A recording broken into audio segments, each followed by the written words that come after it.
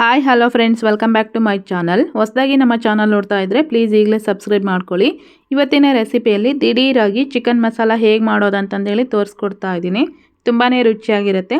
Chapati, paratha, variety of ರೈಸ್ಗೆಲ್ಲ ಸೂಪರಾಗಿರುತ್ತೆ.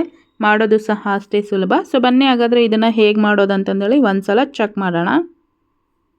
ಮೊದಲೇದಾಗಿ ನಾನಿಲ್ಲಿ ಚಿಕನ್ ಮಸಾಲ ಮಾಡೋದಕ್ಕೆ ಈಗೊಂದು ಕಡೆಗೆ ಸ್ವಲ್ಪ ಎಣ್ಣೆ ಹಾಕ್ಕೊಂಡು ಅದು ಬಿಸಿ ಆದಮೇಲೆ 3 ಪಲಾವ್ ಎಲೆ, 2 ಪೀಸ್ನಷ್ಟು ಚಕ್ಕೆನ ಹಾಕ್ಕೊಂಡು ಚೆನ್ನಾಗಿ ಫ್ರೈ ಮಾಡ್ಕೊಂಡ್ಮೇಲೆ ಒಂದು ಈರುಳ್ಳಿನ ಈ ರೀತಿ ಕಟ್ ಮಾಡಿ ಹಾಕ್ಕೊಳ್ತಾ ಇದ್ದೀನಿ.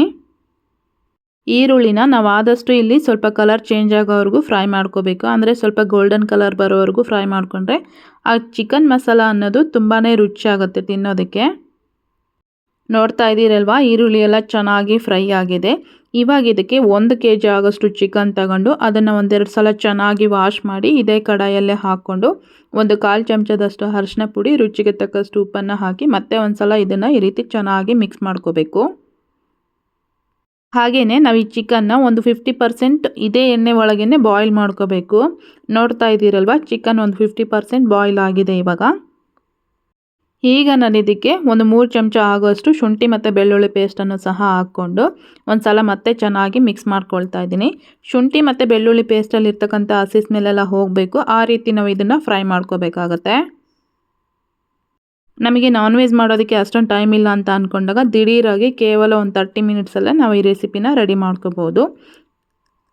ಶುಂಠಿ ಮತ್ತು ಬೆಳ್ಳುಳ್ಳಿ ಪೇಸ್ಟ್ ಹಾಕಿ ಫ್ರೈ ಮಾಡ್ಕೊಂಡ್ಮೇಲೆ ಇವಾಗ ಇದಕ್ಕೆ 1-2 ಚಮಚದಷ್ಟು ಅಚ್ಚ ಖಾರದ ಪುಡಿ, 1 ಚಮಚ ಧನಿಯಾ ಪುಡಿ, ಹಾಗೆಯೇ 1/4 ಚಮಚದಷ್ಟು ಗರಂ ಮಸಾಲನ ಹಾಕ್ಕೊಂಡು ಮತ್ತೆ ಒಂದು ಸಲ ಇದನ್ನು ಚೆನ್ನಾಗಿ ಮಿಕ್ಸ್ ಮಾಡ್ಕೊಳ್ತಾ ಇದ್ದೀನಿ.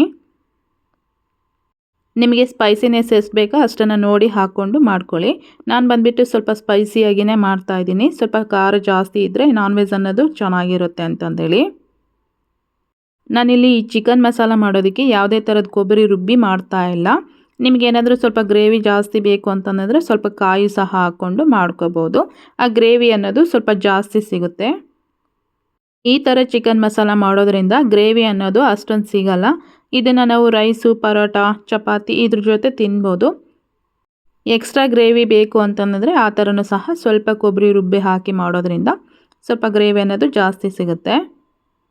ಇವಾಗ ಇದಕ್ಕೆ ನಾನು 2 ಟೊಮೆಟೊನ ಈ ರೀತಿ ಚಾಪ್ ಮಾಡಿ ಹಾಕ್ಕೊಳ್ತಾ ಇದ್ದೀನಿ. ನೀವು ಬೇಕಂದರೆ ರುಬ್ಬಿ ಸಹ ಹಾಕಿ ಮಾಡ್ಕೋಬೋದು, ಇಲ್ಲಾಂದರೆ ಕಟ್ ಮಾಡಿ ಸಹ ಹಾಕ್ಕೋಬೋದು. ಟೊಮೆಟೊ ಹಾಕಿದ ಮೇಲೆ 1 ಗ್ಲಾಸ್ನಷ್ಟು ನೀರನ್ನು ಹಾಕ್ಕೊಳ್ತಾ ಇದ್ದೀನಿ ನಾನು. ಈ ನೀರು ಹಾಕಿದ ಮೇಲೆ ಒಂದು 10 ನಿಮಿಷ ನಾವು ಇದನ್ನು ಫ್ರೈ ಮಾಡಿಕೊಂಡ್ರೆ ಚಿಕನ್ ಮಸಾಲ ಎಲ್ಲ ಚೆನ್ನಾಗಿ ರೆಡಿ ಆಗುತ್ತೆ. ಚಿಕನ್ನು ಸಹ ಚೆನ್ನಾಗಿ ಬೆಂದಿರುತ್ತೆ. ನೋಡ್ತಾ ಇದ್ದೀರಲ್ವಾ, ಚಿಕನ್ಗೆ ನಾನಿಲ್ಲಿ ಯಾವುದೇ ಥರದ ಮಸಾಲೆನ ರುಬ್ಬಿ ಮಾಡ್ಕೊಂಡಿಲ್ಲ, ಹಾಗೆಯೇ ಮಾಡ್ಕೊಂಡಿರೋದು ಸಿಂಪಲ್ಲಾಗಿ. ಚಿಕನ್ ಎಲ್ಲ ಚೆನ್ನಾಗಿ ಫ್ರೈ ಆಗಿದೆ. ಇವಾಗ ಇದಕ್ಕೆ ಕೊನೆಗೆ ಕೊತ್ತಂಬರಿ ಸೊಪ್ಪನ್ನು ಗಾರ್ನಿಷ್ ಮಾಡಿಕೊಂಡ್ರೆ ಮುಗೀತು, ಚಿಕನ್ ಎಲ್ಲ ರೆಡಿ ಆಯಿತು. ಇವತ್ತಿನ ರೆಸಿಪಿ ಇಷ್ಟೇ. So thank you.